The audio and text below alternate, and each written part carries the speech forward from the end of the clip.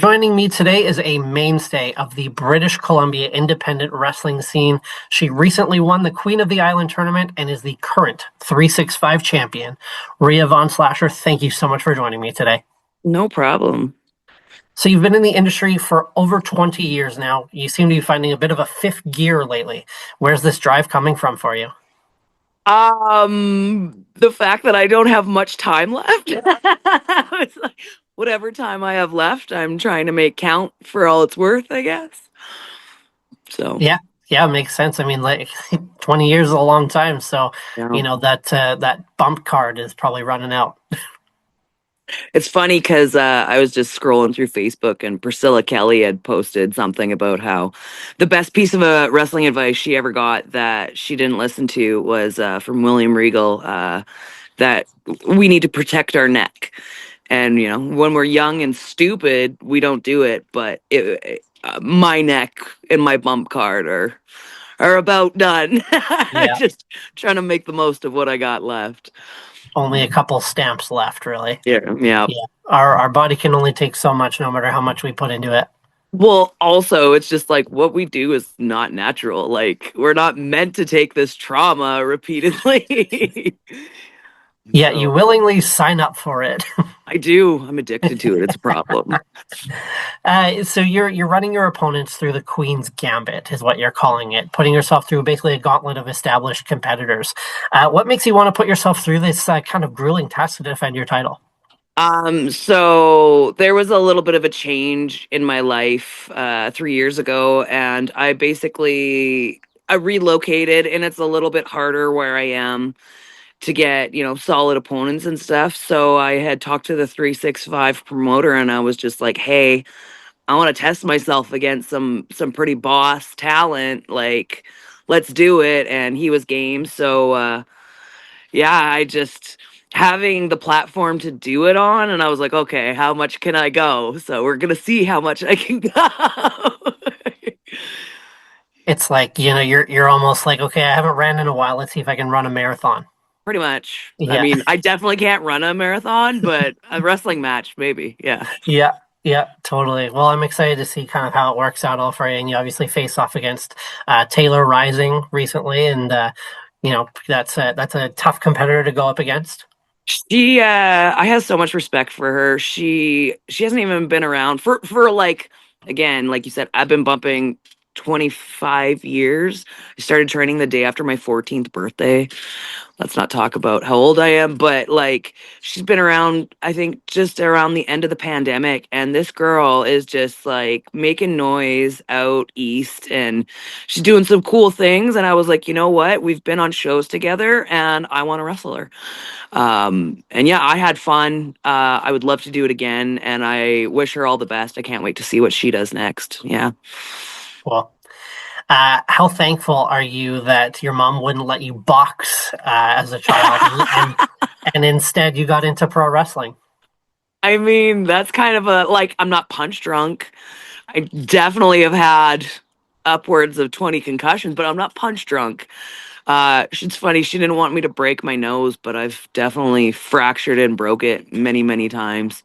I actually fractured it last weekend on a bathroom sink. Doesn't even need to be in the ring to be an injury. No, no, that's too funny. Right? Showed you, Mom. Yeah, it's kind of funny, this fake wrestling thing. It's not, obviously you know better than anyone else. That's fake is the farthest thing from what it actually is. Predetermined friendly violence where many things can go wrong.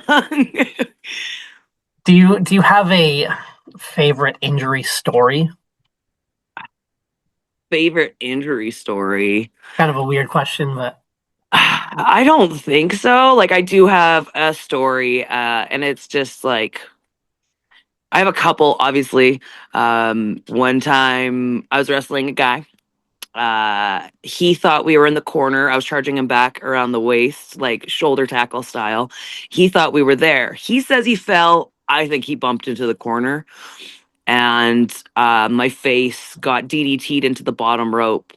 The boys said they heard my face crack from the back. So I'm kind of laying there and I can't see and I missed a spot. And the guy goes, "Are you good?" I'm like, "I think we just broke my face. Give me a minute."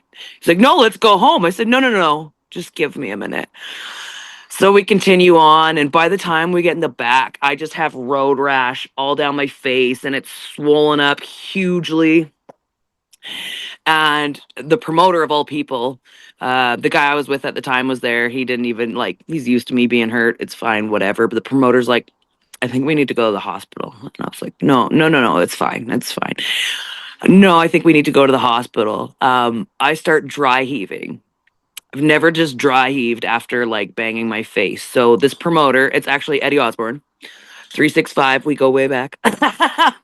He, in gear, we drive to the hospital. He drops me off at the front door and tells me to go in. I walk in, face mangled, and he follows behind me. Obviously, we've seen Eddie, big fella, missing a front tooth. He's a very intimidating structure, like stature. There's a cop in there, so I'm sitting down waiting, and he sits next to me, and I go, "Hey, that cop for sure thinks you beat me up." Shut up, shut up. So, anyways, he stays with me. Again, his show's going on. Props to him. Much, much love. So when we're all done, he's like, "I'll go get the truck. Just stay here." Well, where the truck was parked, it was actually quicker for me to walk to. So I start walking towards him, but it's pissing rain and he can't see. So he goes to reverse. He almost runs me over with the truck after being so concerned about my broken face. Motherfucker almost fucking hit and run me. So like that to me, that was probably the biggest and like just like looped in funny moments. But when I got back, the guy was like, "Hey, how's your face?" I'm like, "Oh, it got broken on that bottom rope DDT." No big deal. No big deal. Yeah. He felt really bad after, but he was like trying to crack jokes, and I one upped him. "Oh, I'll make you feel bad." How does my cracked face look? Right? Oh, It was those rough. It was rough. the stories you get to tell from pro wrestling. I mean, hey, at least Eddie didn't run you over. Right? I mean, I kind of felt like I was run over, but So last year, I got a chance to speak with Dash Dauntless, and she spoke yeah. very highly of the training that you offered her, as well as the feedback that you gave on their look and all that stuff. How does it feel to play a role in the future talent development? I feel like really in wrestling, I know I'm not getting signed anywhere.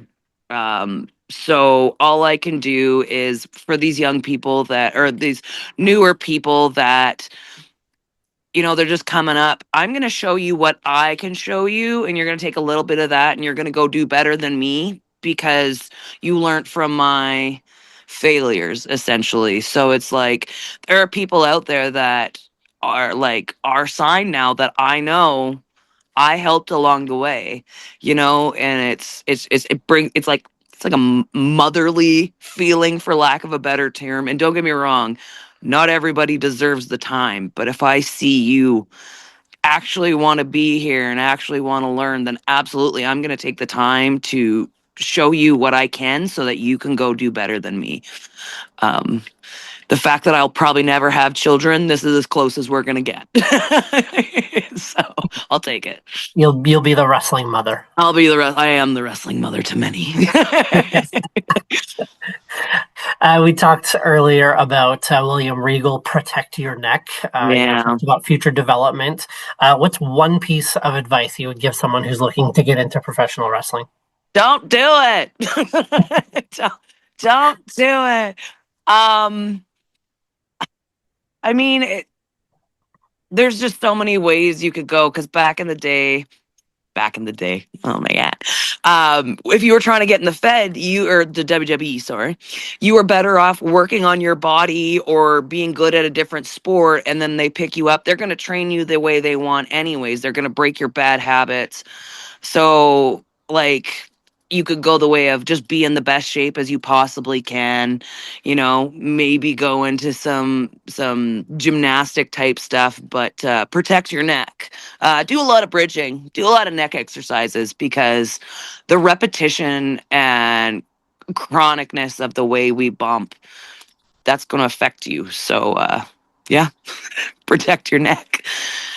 Just make sure it's something that you actually want, though, too, because everyone just like sees it on TV or sees it at a show and thinks it's fun. It is a labor of love and it hurts. So if you're going to be bumping, make sure you actually want to be here. You've heard horror stories of people just like, oh, those ropes actually hurt, or like that back bump hurts. And I'm saying this as someone who's never done it my entire life. But So wrestlers actually have to build, like, I swear, you talk to any wrestler that's put in some time, we build calluses where the ropes hit us. And the ring I first started learning how to run the ropes in was super, super high for me. So I had to kind of pop up when I hit them. Otherwise, they hit me in the back of the neck. So every ring is kind of different. But during the pandemic, obviously, we were taking some time off, and things are starting to loosen up, and we're allowed to run shows with like 50 people in the crowd. I better get back into ring condition.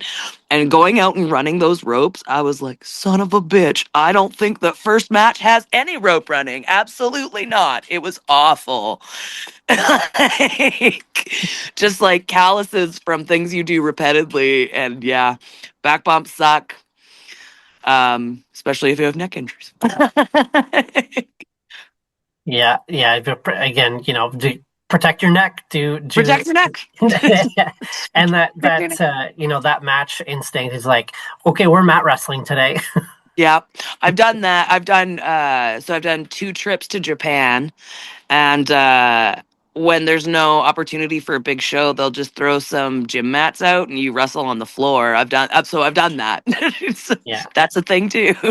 It's a skill for sure. You look at guys like Kurt Angle, Brock Lesnar, just to name a few of Olympic style, right? So Yeah.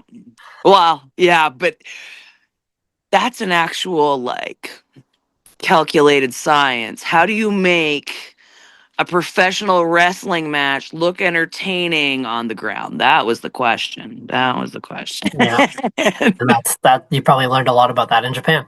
And what is not worth it on the floor? Definitely. You received the inaugural Independent Wrestling Award from the Cauliflower Alley Club in recognition of your efforts and contributions to wrestling. How did it feel to receive such an award a couple of years ago?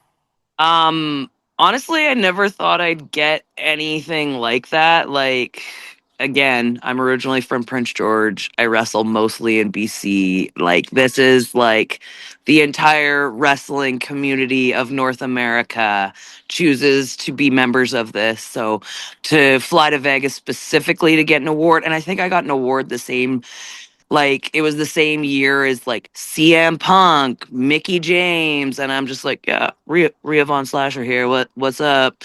So surreal, and also the fact that I even got nominated for it, and the guy who nominated me really fought. I was actually nominated for the women's award, and because I was only a indie wrestler, I wasn't up for it. And the argument was, she's been in this business longer than people who have been signed. Why is she not entitled to recognition as well? And like, oh, you bet your ass I cried in front of a room of all wrestlers.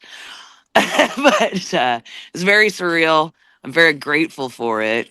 So even like when I'm older, I'm like, oh, but I got this award here, so I did something. There's something to show, that's for sure. Absolutely. Yeah, that not just bruises and scars. You've got the award. Not just sounding like Rice Krispies in the morning. You've been very generous with your time. I just have 2 more questions for you. Yes, sir. You've been able to accomplish a lot in pro wrestling. Is there anything left on the wrestling bucket list? So, I mean, when I first started, it was really hard to get into companies to do anything. Like like the big companies. So now that they've introduce like extra work and these dark matches. I have received paychecks from the two major televised companies in North America. There's a third one that I haven't got yet, so I would like to hit that before I'm done. And I want to wrestle in Mexico so friggin' bad. When I first started, I was like, I'm a chubby girl. The early 2000s, it was a very cookie cutter mold. You had to look this way, and I just didn't fit that mold. I'm not delusional, I'm realistic. But I always said to myself, if I wrestle in Mexico, I will have officially done more than I ever thought I did. And people have even asked why Mexico. Because I like the flippy shit. I don't know what to tell you. I like the roly. Oh, my dog's losing his mind. Um, but so I know quite a bit of people there or that have wrestled there. He's barking at himself in the mirror. Come here, little darling. Come here. Um, but yeah, I want to do it before I'm done. I've wrestled many luchadors. I actually wrestled Lady Flammer. She was the AAA women's champion.